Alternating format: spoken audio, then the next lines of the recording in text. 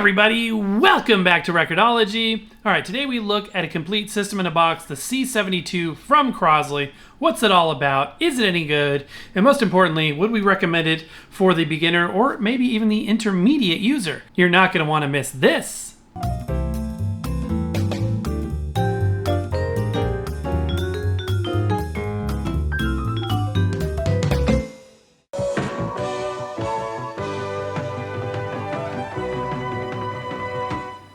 And here it is, a very, very large box. I love this moment. I want to savor this moment. It's exciting. What fun are we going to have checking this out? This is a system in a box, meaning that it's got everything. It's got speakers, a turntable, etc. So if you have nothing and want to get started, want to have something, get into this vinyl world, it's all contained in that box. But is it good? Does it work? Do we approve? Let's find out. Now it looks like we took a puncture wound there, so hopefully it's packed well. Alrighty. First look, I'm sure it's going to be a retail box. Yep, there's a retail box in there. Let me get that one out next. And there it is, a C72 system in a box. Looks like the puncture did make its way into the product box. And also this definitely took a hard drop on that corner back there, so hopefully it's packed well. Okay, big reveal, here we go. Alright, we've got like a carton material. That's a solid carton. That's like, McDonald's drink tray material, but like 3 times the thickness. Okay, and we've got our speakers nestled right on top there. So we'll go ahead and take these out carefully. And also in here we've got our power adapter. And a notice to not forget it. Speaker cable and RCA cable. Another, something else down here, probably counterbalance. Yep, counterbalance down there. So yeah, making sure I check all the compartments for accessories. I think we got them all. All right, next we've got our dust cover. Another carton. A lot of really thick cartons, and they're very heavy too. Definitely trying to minimize styrofoam there. And there's the turntable itself. The user manual, platter mat, and then the platter. Ooh, very heavy platter.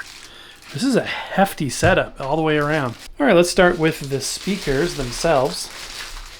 Yeah, that whole setup was noticeably heavier than I was expecting. One thing we can say for sure is it's not lightweight. Okay, so here is the speaker. It looks like it's a non-removable front, which I respect. That's fine. I can see through here. I hope it's coming across on camera.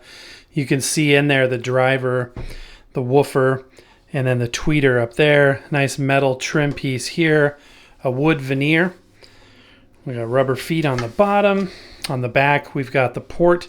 These are real two-way speakers. You can actually see the tweeter's driver through the back of the port. And then they're tabbed speaker connections, proper speaker connections. I actually prefer this to like an RCA plug or something proprietary. Yeah, looks good. I mean, it is a veneer, obviously. This is an MDF with a veneer wrap, but it looks good. They have good weight too. It doesn't feel like light. And the other one is the same. They are both passive speakers. These are 80-watt speakers, so 80 watts should give us plenty of sound. I remember my old Iowa shelf system from the 90s was an 80-watt system, so these should sound really, really well. I'm excited. Now, the turntable itself actually also has some weight, even without the platter put on, and that's good. I mean, when it comes to audio equipment, you kind of want a substantial, heavy device. So we've got a plastic sub-platter. We'll look at this in closer detail. A couple of foam pieces, silica packets to protect it all. Our initial thoughts of the turntable itself, it is pretty thin. And that's without the dust cover, obviously. We've got an MDF material wrapped with a plastic wrap on top here and a veneer there and a metal plate on the front. 2 big speed selector buttons. I like that. That's cool. Volume knob, a mode switch, and then the branding plate. It looks slick, and it looks like, not the same thing over and over again. This is an authentic carbon fiber Tonearm. Sub-platter obviously is belt driven, so there's that. 2 speeds as we saw. It's got an Audio-Technica 3600L cartridge, counterbalance, anti-skate, which we'll look at in closer detail. Here's a kind of a close-up look of that sub platter, and you can see back there the belt. I always like to check these out in terms of the bearing. So let's go ahead and take that belt off and remove the sub platter there. It's just a hollow plastic, and I'm going to drop this down. A very tight fit. I mean, that is like airtight. You could hear it kind of when I pulled it off. Very gentle descend. All of these things, you know, having this really tight fit and finish here will result in, you know, low platter wobble and good speed consistency. Yeah, I mean, it doesn't go forever, but it does, it spins a lot. So, I mean, I feel like that's properly lubricated. And then a flat rubber belt. We'll go ahead and put that back on real quick. Just wanted to take that off for a minute. Make sure I don't have it folded over on itself, which I do. Easy to do, but easy to fix. You want to make sure that belt is riding properly back there and on the sub platter so that it doesn't impact the speed. Okay, it's now time for the platter.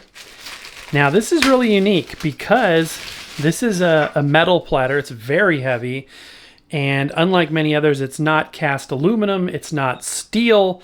This is iron. This is actually a cast iron platter, and it is substantial. Very substantial. There's nothing holding it onto the sub platter except for pure weight adhesion there. And that's it. It does come with a platter mat. It comes with a rubber one. You wouldn't want to put your records, and this is powder coated, so it's textured, but you wouldn't want to put your record on naked metal platter like that.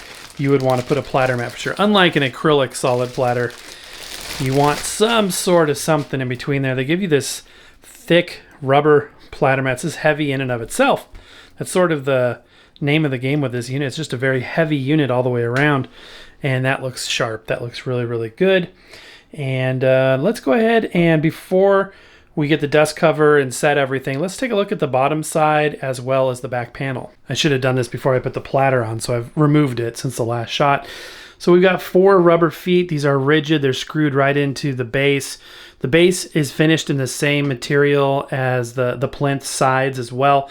I don't see an obvious opening for speed adjustment, unfortunately.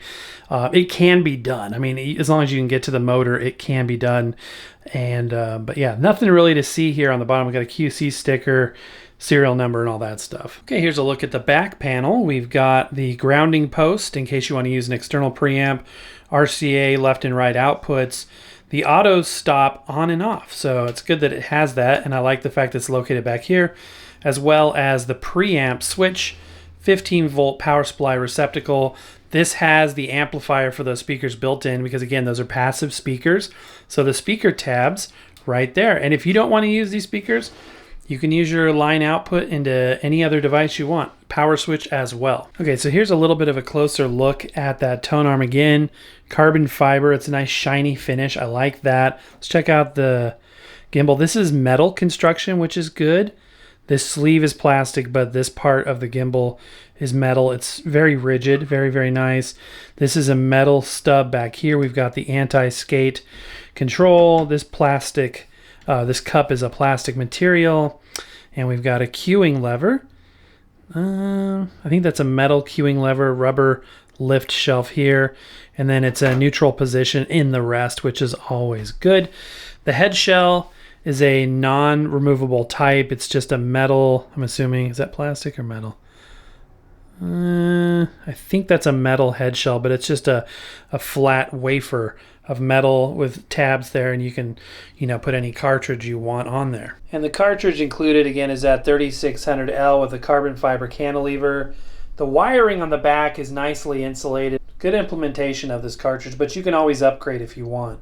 They also include an alignment protractor, which is nice. So if you want to put a new cartridge on there or align this one properly, assuming you needed to make an adjustment, you could do that with that included protractor. So that is a nice touch. Now we need to set the tracking force. All right, we're gonna start by just screwing this bad boy on the back. I like that it's metal. It's got a nice ridged texture to it. And obviously the plastic disc on the front moves freely. But yeah, that looks snazzy. This process of floating it is always a good judge of the character of the gimbal. Sometimes you can't do that very easily. This one, let's see here. All right, that's pretty well neutral. So clip it back down. It's not too far off from being calibrated just the way I screwed it on. Okay, so now that it is set to 0, let's go ahead and apply the tracking force. There's 1 gram, there's 2, and let's do like 3.25. It's got a range, this cartridge, like all cartridges do, but that's a pretty good place to put it, I think. 3.25 grams. All right, now time for the dust cover. Let's go ahead and see what we got here. It is a clear dust cover. It's not smoked or tinted, as some people prefer, I would say. It does appear to have nice rubber contact points up front, and then just a shell where it plugs right onto these clips back here, these hinge clips. Looking snazzy, and they even put the branding plate where it's supposed to be. If you guys remember, we did a recent show. This company was going for the clear look and literally omitted even this to keep that clear appearance. I think it's nice to have the branding. By the way, I want to take a moment and appreciate this new Crosley logo. I think it's slick, something different, and I definitely think it looks good. And there's a look so far. Time to get the speakers connected, so I'll do that now. Here's a closer look at those speaker wires. They're just proper red and black speaker wires. And the RCA cables that they include, and the cheap 45 adapter as well.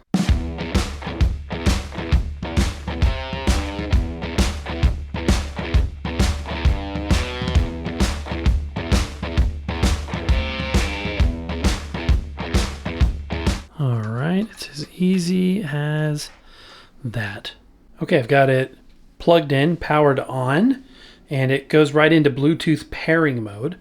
I guess that's dependent on what position the switch is in. So it receives Bluetooth, so you can stream your phone's audio through these speakers. Just for grins and to do it backwards, I'm going to go ahead and test the Bluetooth functionality first. Let's see what's coming up down here.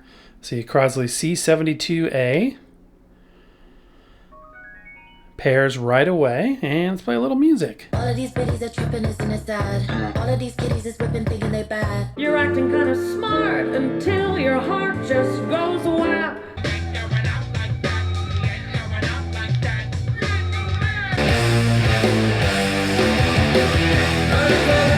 So they sounded fantastic. Now that was an ambient sound test, mono, that you just heard.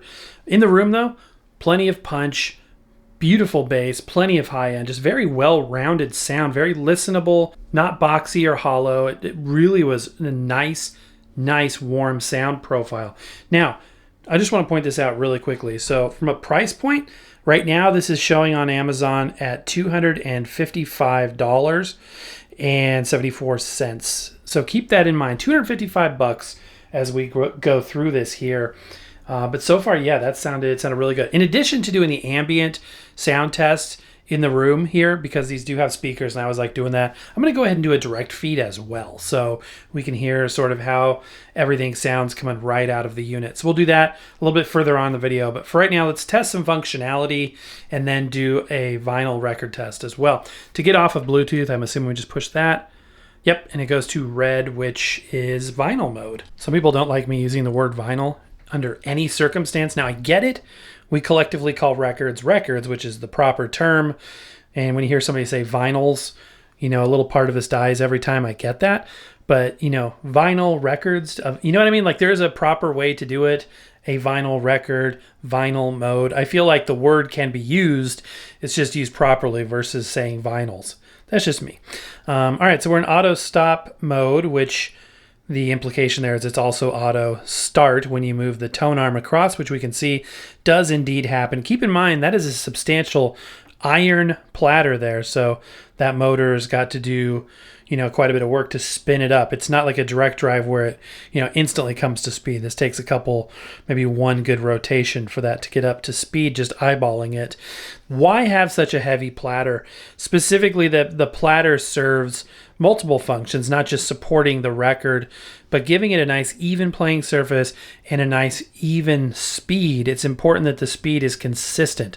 And when the platter is heavy, any variations of the power supply or the motor itself are effectively absorbed by the weight of the platter spinning. It's mass inertia.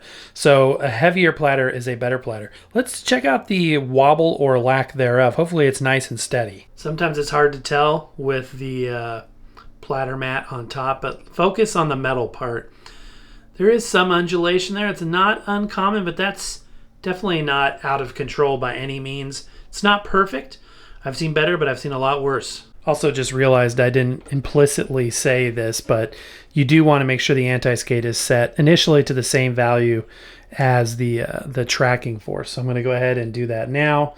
And we've done videos on this in the past, but basically that helps keep the tone arm neutral in the groove. Okay, let's go ahead. We know that the tracking force is what we set. We could validate that, but instead of doing that today, I want to check the speed, because the one yellow flag I am seeing is there's no way to adjust the pitch or speed easily without taking it apart. So hopefully it's calibrated from the factory properly. So in order to do that, we need to get a stroboscopic disc on there. Okay, I'm going to use my trusty Hudson Hi-Fi stroboscopic disc here. I've gotten a lot of use out of this. It also has an alignment protractor on the back, but like I said earlier, they do include a paper one, which is perfectly fine. They can also be printed out. Even the strobe discs can be printed off. So I took off the platter mat and I'm going to replace it with this disc. This is a strobe warning, so if you're sensitive to tight patterns, flashing lights, you may want to look away at this time. So I'm going to zoom in here. It's 2-speed turntable, so 33 and 45. Okay, the bottom band again is 33, so we're going to go ahead and spin it up. We want to see those lines as stationary as possible. As you can see, they are marching a bit to the left, which means it's a hair fast, maybe a couple of hairs fast. That's kind of at the limit of what I would consider acceptable-ish. I really would like to pull that down into a better range. Now, over time, the motor, the lubrication, the belt will sort of, settle in. So it may be worth checking this again in a week or two of use and kind of seeing if it's still out of whack. It may be fine at that point. But man, it would be nice if there was a pitch knob. I really would love that. Going to 45 now, the middle band, it will probably follow suit. It typically does. So yes, that one also is a bit fast. Before we, judge that to be, 100% an issue, time will tell once it gets, broken in. Speakers also have a break-in period, a run-in period, or a burn-in period. Judging a speaker fresh off the assembly line really isn't fair. They tend to mellow out and get richer and sound better after they've run for several days. So that's one reason why I like to do those 1 year later reviews where we kind of go through it again after it's been totally, broken in, so to speak. Okay, so we've kind of run all of the, key tests except for the tracking force, but let's go ahead and put a record on this and initially give it a listen on the speakers, and then we'll do a direct feed. Musical selection for today is going to be the tried and true Future Sound Shock Enoch Light. It just sounds so good. And, I've heard it so many times now, and you have too, that it's a good bass line because we know what it should sound like.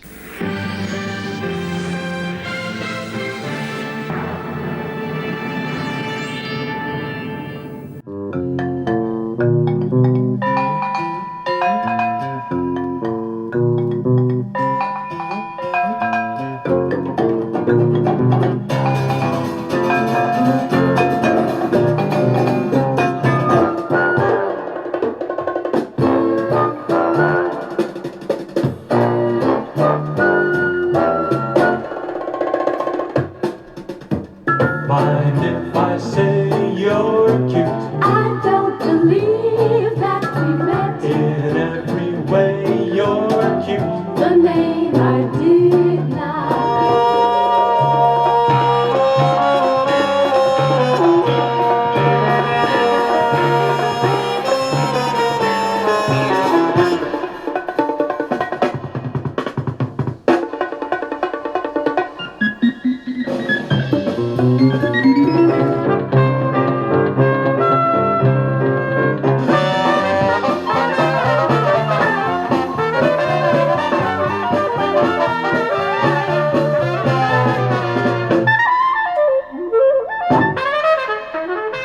Okay, it's hitting the run out groove. Let's see if the auto stop works. I'm assuming it will. So we've hit that and it stopped. So it's a non-delayed auto stop. and it takes a minute for that heavy platter to slow down. Listen, that sounded great to my ears, very warm, very rich, and I just kept thinking, what a fantastic system this would be for a beginner. And I feel that saying beginner has a negative implication, which I really do not mean in this case at all. This would be a great second system. This would be a good re-entry into vinyl. This would just be a good system if you're looking for a system. It's just that people that are setting up vinyl systems, you know, on a custom basis, like to pick out specific speakers, cartridges, etc., etc. So they tend to go sort of a mix and match route. But if not, and you just want a system out of the box, this is fantastic. It sounds so good. There's nothing wrong with it except for that pitch issue, which may not even be an issue once it's gotten time to, you know, sort of burn in. It looks good. It sounds great. And that's what you want a record player to do. It doesn't have a whole lot of bells and whistles. It does Bluetooth if, you know, you feel possessed to connect your phone to it. But it's a good analog system. Great tone arm, great platter, great speakers. Yeah, you really can't go wrong with this. I think it's great. Let's go ahead and do that direct feed next, and you'll get to hear the full stereo effect.